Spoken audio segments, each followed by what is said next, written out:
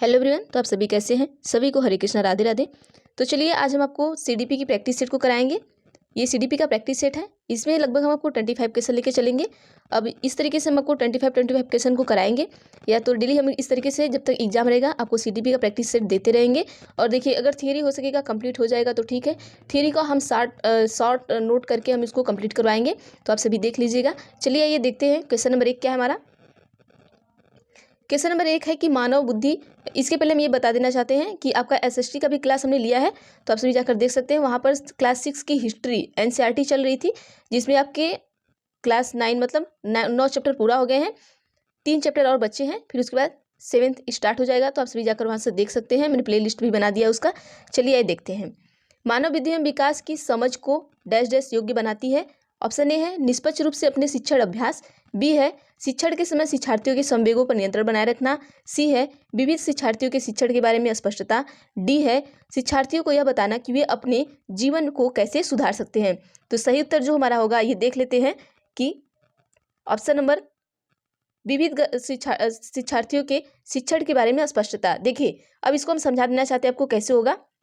देखिए, मानव बुद्धि एवं विकास की समझ, मानव की जो बुद्धि है और मानव में जो विकास है उसकी समझ शिक्षक को कैसे योग्य बनाती है। तो देखिए, यहाँ पर उत्तर आपने क्या देखा कि विविध शिक्षार्थियों, ठीक है, विविध मतलब जो अलग अलग के शिक्षार्थी हैं के शिक्षण के बारे में स्पष्टता, मतलब जितने भी शिक्षार्थी हैं, जितने भी पढ़ने वाले बच्चे हैं, उनके शिक्षण के बारे में, मतलब कि क्या वो पढ़ते हैं, उस शिक्षक को क्या होना चाहिए, स्पष्ट होना चाहिए कि ये बच्चा कैसे पढ़ता है, क्या पढ़ता है, किस तरीके से पढ़ता है।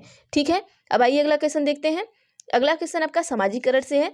देखिए, समाजीकरण क्या है आपको बताना है। सामाजिक मानदंडों में परिवर्तन। बी है शिक्षक एवं पढ़ाए गए के बीच संबंध। सी है समाज के आधुनिकीकरण की प्रक्रिया। और डी है समाज के मानदंडों के साथ अनुकूलन। तो यहाँ पर क्या होगा आप सभी बताइएगा। तो देखिए, आइए हम उत्तर देख लेते हैं, इसको समझा देते हैं कि समाज के मानदंडों के साथ अनुकूलन। तो ऑप्शन नंबर हमारा क्या होगा, डी बिल्कुल सही होगा। समाजीकरण यही है कि अगर आप समाज में आए हैं या कोई बच्चा समाज में आया है और वो समाज के साथ ढल जाए, ठीक है, समाज के साथ ढल जाए, जिस तरीके से समाज चल रहा है वो भी समाज के अकॉर्डिंग चले, तो वही है समाज के मानदंडों के साथ अनुकूलन कर लेता है। तो वही हमारा क्या है, समाजीकरण हो गया। ठीक है, अगला आइए देखते हैं क्या है हमारा। क्वेश्चन नंबर 3 है कि किसके अतिरिक्त बुद्धि के निम्नलिखित पक्षों को स्टर्नबर्ग के त्रितंत्र सिद्धांत में संबोधित किया गया। ऑप्शन ए है संदर्भगत, बी है अवयवभूत, सी है सामाजिक, डी है अनुभवी। तो सही उत्तर आपका क्या होगा, सामाजिक। चलिए अगला देखते हैं क्या है हमारा क्वेश्चन नंबर। चलिए अब क्वेश्चन नंबर 4 है कि हार्वर्ड गार्डनर का बुद्धि का सिद्धांत किस पर बल देता है। ऑप्शन ए है शिक्षार्थियों में अनुबंधित कौशलों। बी है सामान्य बुद्धि। सी है विद्यालय में आवश्यक समान योग्यताओं। डी है प्रत्येक व्यक्ति की विलक्षण योग्यताओं। देखिए, आप ये मत सोचिएगा कि हम बहुत जल्दी जल्दी पढ़ा रहे हैं। देखिए, आप जल्दी जल्दी पढ़कर और इसको 2 से 3 बार आप रिपीट करिए, दोहरा लीजिए। क्योंकि देखिए, यहाँ पर क्या होता है कि हम एक ही क्वेश्चन को या 10 क्वेश्चन को हम 4 घंटे में पढ़ाएं, ये चीज़ें सही नहीं है। क्योंकि वही सिर्फ आपको वही 10 क्वेश्चन आने वाला नहीं है, यहाँ पर आपको 30 क्वेश्चन आने वाला है। तो जितना ज़्यादा से ज़्यादा क्वेश्चन करेंगे आपकी समझ उतनी बढ़ेगी। तो इसलिए चीज़ों को जल्दी जल्दी करिए और उसी को बल्कि 3 से 4 बार एक ही क्वेश्चन को आप पढ़िए। ठीक है, तो वो आपको समझ जल्दी आएगा। ऐसा नहीं कि हम 10 क्वेश्चन पढ़ाएं और हम 30 क्वेश्चन आपको 3 दिन में पढ़ाएं और उसके बाद क्या हो कि आप इसको पढ़िए, एक बार में आपका सारा काम खत्म हो जाए और पढ़ भी ना पाइए सही से। चलिए, इसका सही उत्तर क्या होगा आप देखते हैं। प्रत्येक व्यक्ति की विलक्षण योग्यताओं। ऑप्शन नंबर हमारा कौन सा, सी सही होगा। ठीक है, हार्वर्ड गार्डनर का बुद्धि का सिद्धांत किस पर बल देता है, विद्यालय में, सॉरी, ऑप्शन नंबर डी सही होगा। प्रत्येक व्यक्ति की विलक्षण योग्यताओं पर बल देता है। कौन, हार्वर्ड गार्डनर के बुद्धि का सिद्धांत। ठीक है, अब आइए अगला क्वेश्चन क्या है। देखिए, थ प च ध्वनियां हैं। कौन सी ध्वनि है, थ प च, स्वनिम है, रूपीम है, या तो फिर आपका क्या है, लेखिम है या शाब्दिम है। तो सही उत्तर क्या होगा ये देख लेते हैं। तो स्वनिम होगा, ऑप्शन नंबर ए बिल्कुल सही होगा। देखिए, जो हमारी थ प च ध्वनियां होती है वो कैसी होती है, स्वनिम होती है। ये याद रखिएगा, ये देखिए रटने वाला है। ठीक, जो रटने वाला मैं बता दूंगी उसको रट डालिए। अब चलिए अगला है। अब देखिए जेंडर से, यहाँ से देखिए आपको क्वेश्चन जरूर पूछता है। अब देखिए, जैसे कि अब जेंडर से हम आपको एक ही क्वेश्चन पढ़ा दिए, ठीक है। अब इसी क्वेश्चन में आपको हम उलझा रहे हैं और इसी क्वेश्चन में हम आपको उलझाए रहे 10 घंटे तक। अगर ऐसे ही जेंडर से सेम ऐसा ही क्वेश्चन आप अगर 10 क्वेश्चन पढ़ते हैं तो आपको ये जेंडर का दिमाग मतलब ये दिमाग में आपके बैठ जाएगा कि जेंडर से क्वेश्चन कैसा आता है, आप वहाँ पर कर लेंगे। और इसी क्वेश्चन को हम 10 घंटे पढ़ाएं तो शायद आप ना कर पाएँ। चलिए क्वेश्चन नंबर 6 है, कक्षा को जेंडर रूढ़िबद्धता से बचने के लिए एक शिक्षक को क्या करना चाहिए। जेंडर रूढ़िबद्धता मतलब लड़का है या लड़की है इस तरीके का है, ठीक है। ध्यान रखिएगा जहां भी जेंडर रूढ़िबद्धता आए तो आप समझ लीजिएगा कि वो लड़के और लड़की में अंतर के बारे में बात कर रहा है, ठीक है। ऑप्शन ए है, लड़कों को जोखिम उठाने और निर्भीक बनने के लिए प्रोत्साहित करना। देखिए, लड़कों को जोखिम उठाने और निर्भीक बनने के लिए प्रोत्साहित करना, और ये बचने के लिए पूछा है आपको। बचने के लिए एक शिक्षक को आप क्या करेंगे? क्या लड़कों को आप जोखिम उठाने और निर्भीक बनने के लिए प्रोत्साहित करेंगे? सिर्फ लड़कों को करेंगे? ऐसा तो नहीं है, नहीं तो गलत हो जाएगा। लड़के लड़कियों को एक साथ अपारंपरिक भूमिकाओं में रखना। देखिए, अब एक साथ लड़के लड़की को ले रहे हैं तो ये सही हो सकता है, ठीक है। अगला है, अच्छा लड़की अच्छा लड़का कहकर शिक्षार्थियों के कार्य की सराहना करना। अब ऐसा नहीं कर सकते हैं, लड़का है तो उसको कहें तुम बहुत अच्छे लड़के हो, तुम बहुत अच्छे लड़के हो, तुम ऐसे कार्य करते हो, या कोई लड़की कार्य कर रही तुम बहुत अच्छी लड़की हो, तो लड़का को लगेगा कि ये लड़की अच्छी है और हम नहीं अच्छे हैं। तो इस तरीके से ये यहाँ पर है, ठीक है। ऑप्शन नंबर डी है, कुश्ती में भाग लेने के लिए लड़कियों को प्रोत्साहित करना, निरुत्साहित करना। मतलब लड़की को मतलब कि ये कहना कि लड़के कुश्ती में भाग ले, लड़कियां नहीं ले सकती हैं, तुम नहीं लड़ सकती हो। तो यहाँ पर उत्तर क्या होगा हमारा, ये आपका क्या होगा उत्तर। ऑप्शन नंबर बी हम यहाँ पर बताएं कि जहाँ लड़के और लड़कियां दोनों को बराबर समानता दिया जाए, वही हमारा उत्तर इसमें सही होगा। जब भी रूढ़िबद्धता आएगा समझ लीजिए लड़का हो या लड़की हो दोनों में समानता हो। मतलब अगर लड़के को कहा जा रहा है कि तुम क्रिकेट से खेल सकते हो तो वहाँ पे टीचर बोले कि लड़की भी क्रिकेट खेल सकती है, तो समझ जाए कि वही आंसर आपका होगा, ठीक है। ये इसका ट्रिक है। अब देखिए क्वेश्चन नंबर 7 क्या है कि विद्यालय को किसके लिए व्यक्तिगत विभिन्नताओं को पूरा करना चाहिए। जो हमारा विद्यालय है व्यक्तिगत विभिन्नताओं को किसके लिए पूरा करना चाहिए। तो आइए ऑप्शन को हम देख लेते हैं क्या क्या है। देखिए, ऑप्शन ए है व्यक्तिगत, एक सेकेंड, व्यक्तिगत शिक्षार्थियों को विशिष्ट होने की अनुभूति कराने के लिए। बी है व्यक्तिगत शिक्षार्थियों के मध्य खाई को कम कराने के लिए। सी है शिक्षार्थियों के निष्पादन और योग्यताओं को समान करने के लिए। डी है यह समझने के लिए कि क्यों शिक्षार्थी सीखने के योग्य या अयोग्य है। ठीक है, तो ऑप्शन हमारा कौन सा सही हो जाएगा, यह समझने के लिए कि क्यों शिक्षार्थी योग्य या अयोग्य है। ठीक है, सीखने के लिए योग्य या अयोग्य है, ये ऑप्शन सही होगा। अब कैसे सही होगा ये हम देखते हैं क्वेश्चन में। क्वेश्चन को सबसे पहले समझना जरूरी है। जब तक क्वेश्चन नहीं समझेंगे समझ लीजिए आपको सही उत्तर नहीं आ पाएगा कभी भी। ठीक है, देखिए विद्यालय को किसके लिए व्यक्तिगत विभिन्नताओं को पूरा करना चाहिए। व्यक्तिगत विभिन्नता को पूरा करना, अब किसके लिए पूरा करेगा ये पूछा है, तो किसके लिए है, यह समझने के लिए। वो व्यक्ति विभिन्नता कैसे पूरा करेगा, यह समझेगा कि शिक्षार्थी सीखने योग्य या अयोग्य है। ठीक है, अब अगला है क्वेश्चन नंबर 8 है। क्वेश्चन बहुत बड़े बड़े हैं और ये इस पे पूरा आ नहीं रहा है। चलिए देखिए, क्वेश्चन नंबर 8 है कि शिक्षार्थियों में व्यक्तिगत विभिन्नताओं से संबोधित करने के लिए एक विद्यालय किस प्रकार का सहयोग उपलब्ध करवा सकता है। ऑप्शन ए है शिक्षार्थियों के लिए समान स्तर की पाठ्यचर्या का अनुगमन।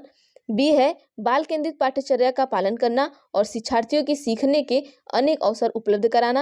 अब सी ये देख लेते हैं क्या है कि शिक्षार्थियों में व्यक्तिगत विभिन्नताओं को समाप्त करने के लिए विद्यालय में भेजना। डी है धीमी गति से सीखने वाले शिक्षार्थियों को विशेष विद्यालय में भेजना। देखिए ये तो बिल्कुल गलत है, ये ऐसे ही आपका श्योर गलत है, क्योंकि कभी भी कोई भी बच्चा उसके साथ हमेशा समानता का भाव रखना है। अब देखिए सीडीपी में क्या करना, हमेशा समानता का भाव रखना है। कहीं भी किसी को ऐसा नहीं कि कोई अगर कोई अच्छा बच्चा है कि हम उसे स्पेशल विद्यालय में भेज दें एक अलग तरीके से। तो ये जहाँ भी आएगा कि अगर बच्चा धीमी गति से सीख रहा है तो हम उसे अलग विद्यालय में भेजेंगे, ऐसा नहीं करेंगे, क्योंकि ये उसके साथ क्या हो जाएगा, भेदभाव हो जाएगा। यहाँ पर ऑप्शन सी में क्या दिया है कि शिक्षार्थी में व्यक्तिगत विभिन्नताओं को समाप्त करने के लिए विद्यालयों में भेजना, ये भी गलत हो जाएगा, क्योंकि हम व्यक्तिगत विभिन्नताओं को समाप्त करने के लिए उसे अलग अलग विद्यालय में नहीं भेज सकते। ठीक है, अगला क्या है कि बाल केंद्रित पाठ्यचर्या का पालन करना। देखिए बाल केंद्रित पाठ्यचर्या हमेशा हम जब भी करेंगे पाठ्यचर्या का पालन करेंगे, क्योंकि पाठ्यचर्या आपका दिया रहता है, जो बाल केंद्रित होता है उसका हम हमेशा पालन करेंगे और शिक्षार्थियों को सीखने के अनेक अवसर उपलब्ध। देखिए यहाँ पर ये जो आपका अवसर है ये क्या आपका टैग वर्ड है। अवसर आपका क्या है, पॉजिटिव टैग वर्ड है। हम एक बार आपको पॉजिटिव निगेटिव टैग वर्ड भी बता देंगे। ये पॉजिटिव टैग वर्ड है, इससे क्या होता है कि अवसर हमें उपलब्ध कराता है। जहाँ भी ये अवसर दिख जाए समझ लीजिए कि वो ऑप्शन हमारा सही है, तो ऑप्शन नंबर बी सही कर लीजिएगा। ये 80% क्वेश्चन में होता है, ऐसे नहीं कि आप करके आइए तो वहाँ पे अगर आपका गलत हो जाए तो कहिए कि नहीं आपने तो बोला था कि अवसर है। वहाँ पे देखिए नहीं और हाँ वाला भी क्वेश्चन आता है, वो भी आपको ध्यान देना है, ठीक है। नहीं हाँ वाला जैसे क्वेश्चन आते हैं वो भी। अब अगला क्वेश्चन क्या है आपका, सतत और व्यापक मूल्यांकन किस पर बल देता है। जो आपका सतत सतत मतलब जो लगातार आपका मूल्यांकन चलता है, मतलब कि आप डेली बच्चे को पढ़ाते हैं, डेली उसका मूल्यांकन करते हैं कि बच्चा कैसे लिख रहा है, कैसे क्या कर रहा है, तो ये किस पे बल देता है। ऑप्शन ए है बोर्ड परीक्षाओं की अनावश्यकता पर, बी है सीखने को सुनिश्चित करने के लिए व्यापक स्केल पर निरंतर परीक्षण, सी है सीखने को किस प्रकार अवलोकित रिकॉर्ड और सुधार किया जाए। ठीक है, यहाँ पर लिख लीजिएगा। और अगला डी है कि शिक्षण के साथ परीक्षाओं का सामंजस्य। तो हम उत्तर देख लेते हैं क्या है कि सीखने को किस प्रकार अवलोकित रिकॉर्ड और सुधारा जाए।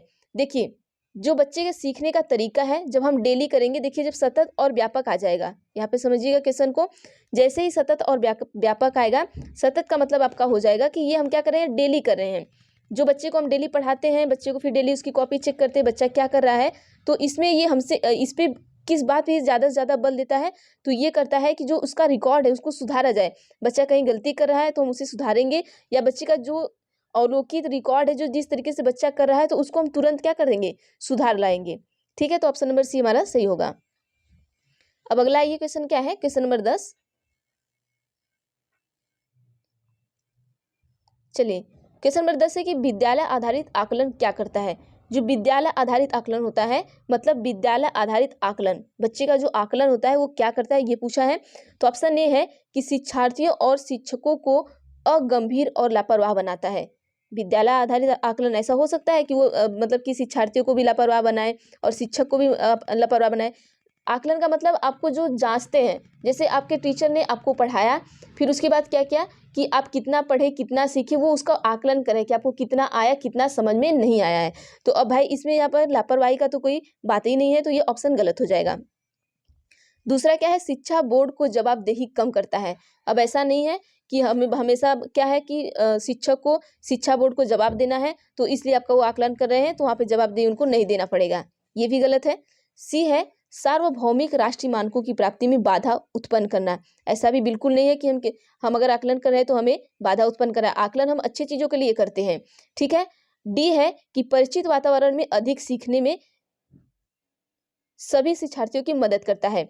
तो क्या है, ये जो परिचित वातावरण आपका होता है, इसमें क्या है कि अगर बच्चे को एक चीज़ें नहीं आई, ठीक है, अगर आपने आकलन किया, अगर बच्चे को आपने पढ़ाया, तो उसमें से अगर आपने आकलन किया किसी बच्चे को चीज़ नहीं आई तो आपने उस बच्चे को बताया। अब उस बच्चे के थ्रू ही जो अदर बच्चे होंगे, अलग अलग बच्चे होंगे, उन्हें भी वो चीज़ें ज़्यादा समझ में आएंगी। तो इसीलिए कहा गया कि परिचित वातावरण में अधिक सीखने में सभी शिक्षार्थी की मदद करता है। ये आकलन जो है सभी शिक्षार्थी की मदद करता है। अगला है क्वेश्चन, देखिए किसके अतिरिक्त निम्नलिखित समस्या समाधान की प्रक्रिया के चरण है। समस्या समाधान प्रक्रिया, क्वेश्चन देखिएगा। ऑप्शन ए है परिणामों की आशा करना, बी है समस्या की पहचान, सी है समस्या को छोटे छोटे हिस्से में बांटना, डी है संभावित युक्तियों को खोजना। अब देखिए क्या है, किसके अतिरिक्त निम्नलिखित समस्या समाधान की प्रक्रिया के चरण है, मतलब इसमें से तीन में से कोई एक ऐसा है जो समस्या के समाधान को समाधान करता है, उसका एक चरण है। तो ऑप्शन नंबर सी हमारा सही होगा।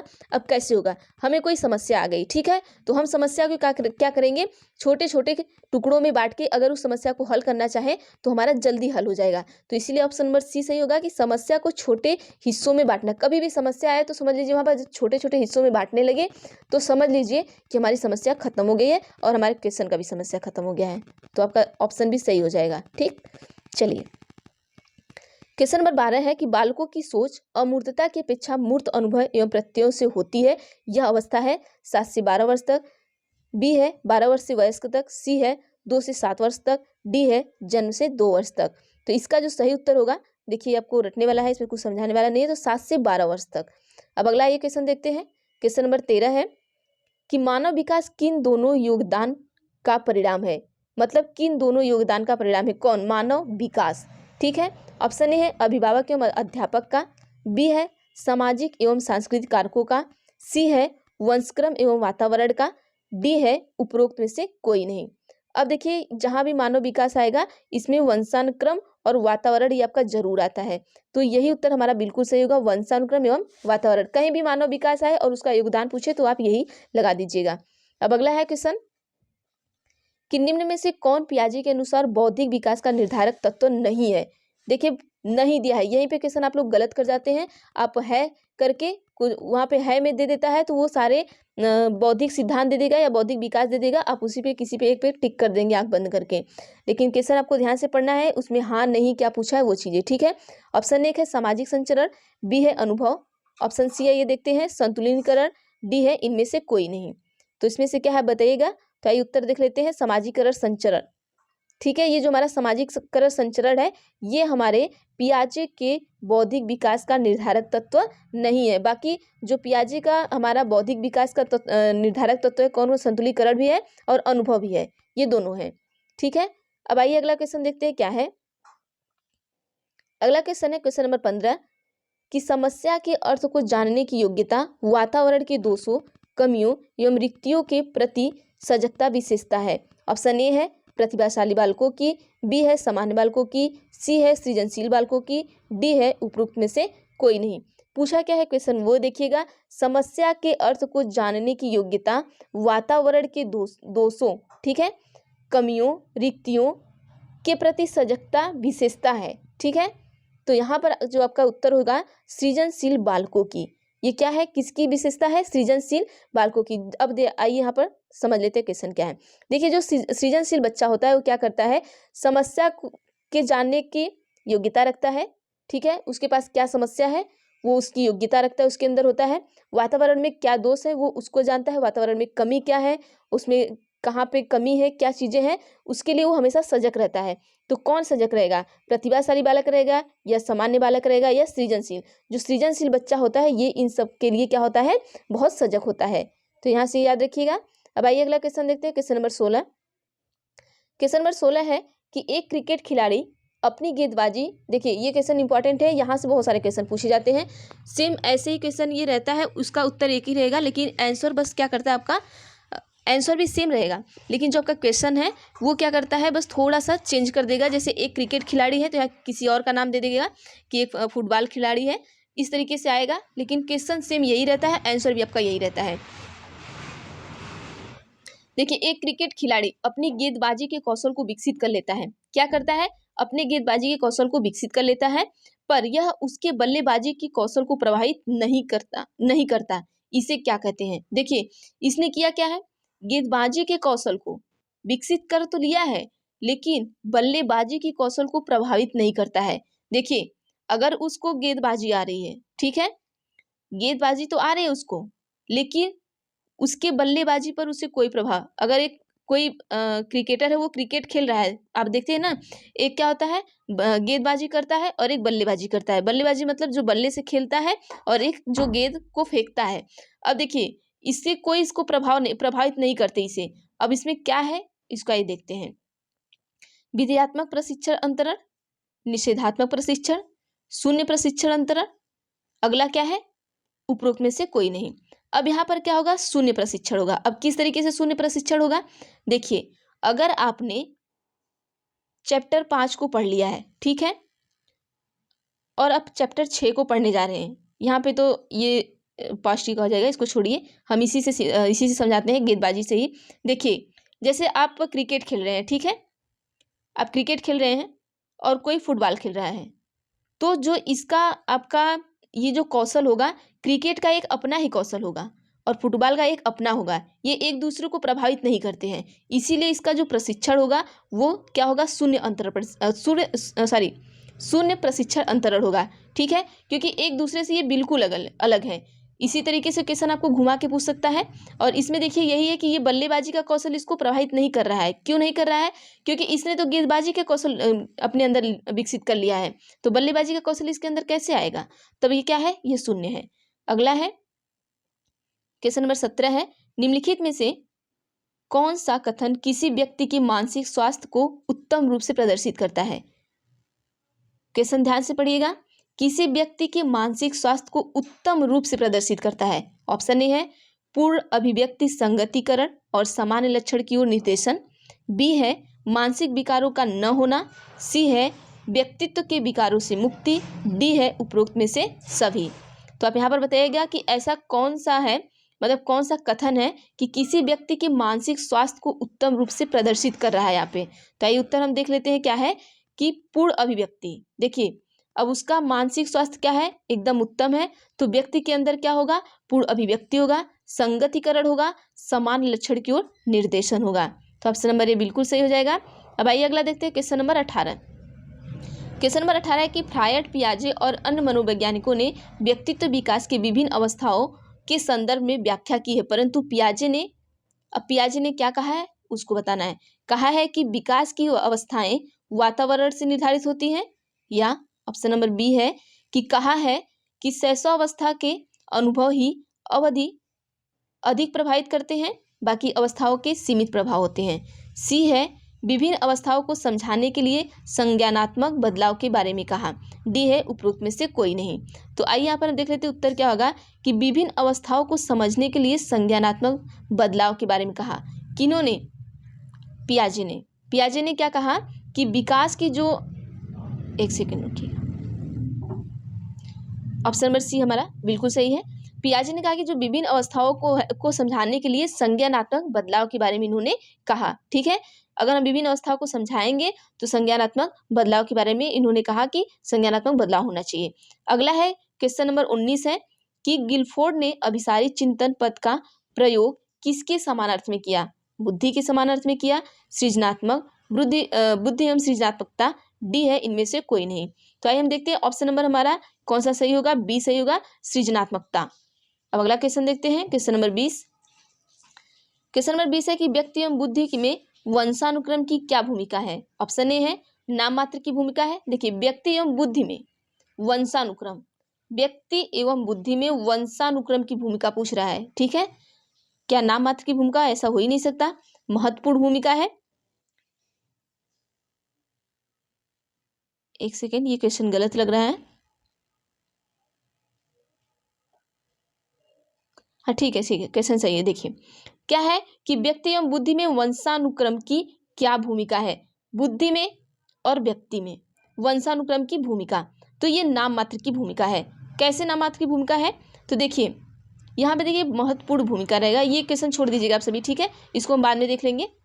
क्वेश्चन छोड़ दीजिएगा, थोड़ा ये क्वेश्चन में भूमिका नहीं है, होना चाहिए। चलिए अगला क्वेश्चन देख लेते हैं। देखिए जिन इच्छाओं की पूर्ति नहीं होती उनका भंडार गृह निम्न से कौन सा है? ठीक है, जब आपके इच्छा की पूर्ति नहीं होती है तो उनका भंडार गृह कहाँ है, तो वो भरता कहाँ है? इदम में, अहम में, परम अहम में, इदम एवं अहम में। तो सही उत्तर आपका क्या होगा? इदम में। देखिए इदम का मतलब समझ लीजिए अहम, ठीक है, अहम नहीं, इदम, अहम, परम अहम। तो ऑप्शन नंबर इदम का मतलब अहम मत समझिएगा, यहाँ पर हम आपको समझाने के लिए बता रहे हैं। देखिए इदम, जिन इच्छाओं की पूर्ति नहीं होती, जब आपकी इच्छा की पूर्ति न हो तब उनका जो भंडार गृह होगा वो इदम होगा। ठीक है, इदम अहम के बारे में आप डिटेल पढ़ेंगे तब आपको इसमें पता चलेगा। अब आइए क्या है 22 है कि रक्षा तंत्र बहुत सहायता करता है। ऑप्शन ए है हिंसा से निपटने में, बी है दबाव से निपटने में, सी है थकान से निपटने में, डी है अजनबियों से निपटने में। रक्षा तंत्र कहाँ सहायता करता है आपका? तो आइए उत्तर देख लेते हैं, दबाव से निपटने में। जो दबाव से निपटने में क्या करता है हमारा रक्षा तंत्र, हमें बहुत सहायता करता है। क्वेश्चन नंबर 23 है कि बालक प्रसंग बोध प्रशिक्षण 3 वर्ष से 10 वर्ष की आयु के बालकों के लिए बनाया गया है। इस प्रशिक्षण में कार्ड में प्रतिस्थापित किए गए हैं। ऑप्शन ए है सजीव वस्तुओं के स्थान पर निर्जीव वस्तुओं को, बी है लोगों के स्थान पर जानवर को, सी है पुरुषों के स्थान पर महिलाओं को। एक इसमें देखिए कार्ड है, ठीक है। अब डी है कि वयस्क के स्थान पर बालकों को।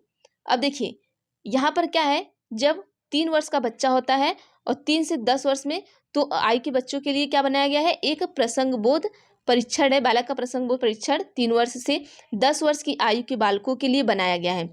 इस परीक्षण में कार्ड में प्रतिस्थापित किए गए हैं। देखिए कोई कार्ड है, उसमें क्या प्रतिस्थापित किया जाता है कि लोगों के स्थान पर क्या करते हैं, जानवर को हम रख देते हैं। ठीक है, किसके, लोगों के स्थान पे जानवर को रखेंगे तो बच्चे ज़्यादा इंटरेस्ट होकर चीज़ों को सीखते हैं। जैसे यहाँ पर आप है तो आपको हटाकर यहाँ क्या करेंगे, किसी शेर को रख देंगे, किसी चीता को रख देंगे, तो ये बच्चे चीज़ों को अच्छी तरीके से यहाँ पर सीख सकेंगे। अब अगला क्वेश्चन है 24 कि क्रियात्मक अनुसंधान का उद्देश्य है। ऑप्शन ए है नवीन ज्ञान की खोज, बी है शैक्षिक परिस्थितियों में व्यवहार विज्ञान का विकास, सी है विद्यालय तथा कक्षा की शैक्षिक कार्य प्रणाली में सुधार लाना, डी है उपरोक्त सभी। तो आइए उत्तर देख लेते हैं क्या होगा हमारा कि विद्यालय तथा कक्षा की शैक्षिक कार्य प्रणाली में सुधार लाना। तो ऑप्शन नंबर कौन सा सही होगा हमारा, ऑप्शन नंबर सी बिल्कुल सही होगा। कैसे सही होगा कि देखिए क्रियात्मक अनुसंधान जो होता है, अनुसंधान का उद्देश्य ही है कि विद्यालय तथा कक्षा की शैक्षिक कार्य, मतलब जो विद्यालय या कक्षा में जो पढ़ाने का कार्य चल रहा है उसकी प्रणाली में सुधार लाना है। ठीक है, अब अगला ये क्या है कि जैसे जिस तरीके से आप पढ़ा रहे हैं उससे और अच्छी तरीके से पढ़ाइए। क्वेश्चन नंबर 25 है और ये लास्ट क्वेश्चन होगा हमारा। क्वेश्चन नंबर 25 है कि बच्चे के विकास के सिद्धांत को समझना शिक्षक की सहायता करता है। ऑप्शन ए है शिक्षार्थियों की अधिक पृष्ठभूमि को पहचानने, बी है शिक्षार्थियों को क्यों पढ़ाना चाहिए या औचित्य स्थापित करने में, सी है कि भिन्न अधिगम शिक्षार्थियों की भिन्न अधिगम शैलियों को प्रभावी रूप से संबोधित करने में, डी है शिक्षार्थियों के सामाजिक स्तर को पहचानने में। तो अब यहाँ पर क्या है आप देखिएगा कि शिक्षार्थी के भिन्न अधिगम शैली को प्रभावी रूप से संबोधित करने में, तो हमारा ऑप्शन नंबर सी सही होगा। अब कैसे सही होगा उसको देखते हैं। देखिए बच्चे के विकास के सिद्धांत को समझना शिक्षक की सहायता करता है। अब बच्चे के विकास, ठीक है, बच्चे का जो विकास है उसका जो सिद्धांत है, ठीक है, अब उसको समझने के लिए शिक्षक की सहायता करता है। क्या सहायता करता है, तो जब बच्चे का जो विकास है उसको समझने के लिए शिक्षार्थी की भिन्न अधिगम शैली, ठीक है, अब अलग अलग देखिए अलग अलग बच्चा सीखता है तो पता चलेगा कि बच्चे का विकास कैसे हो रहा है। प्रभावी रूप से संबोधित करता है कौन, अधिगम शैली, मतलब सीखने की जो शैली होती है वही बच्चे के विकास को हम जान सकते हैं कि बच्चे का कितना विकास हुआ है। ठीक है, अगर एक टीचर आप हैं तो बच्चे को देखेंगे कि उसके सीखने की शैली कैसी है, अच्छी है, खराब है, तभी उसके विकास का क्या करेंगे आप, ज्ञान प्राप्त कर पाएंगे कि इसका विकास कितना हुआ। तो इसीलिए पूछा है कि बच्चे के विकास के सिद्धांत को कैसे समझेंगे, तो यही आपका है अधिगम शैली से समझेंगे। ठीक है, तो ये 25 क्वेश्चन हो गया आपका, और कल ये पढ़ाएंगे क्वेश्चन नंबर 26 के से लेकर आपका 50 तक कल चलेगा। ये कल भी 25 क्वेश्चन आएगा। और बाकी आज के लिए बस इतना ही। अगर वीडियो अच्छी लगे तो प्लीज़ वीडियो को लाइक कर दीजिएगा, और चैनल पर नए हैं तो चैनल को सब्सक्राइब कर लीजिएगा, बेल आइकन को भी क्लिक कर लीजिएगा ताकि जो भी वीडियो बनाए वो आप तक जरूर पहुँचे। तो थैंक यू एवरीवन।